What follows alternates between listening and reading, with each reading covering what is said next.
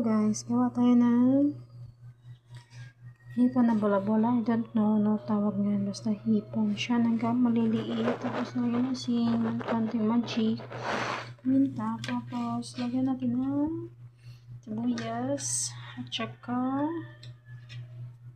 itlog. Lagyan ko itlog sa itlog ko dito sa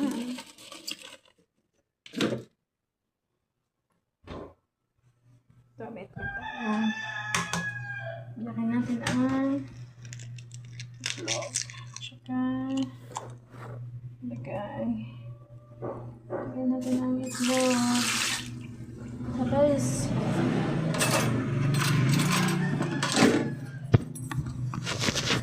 Tapos mix natin.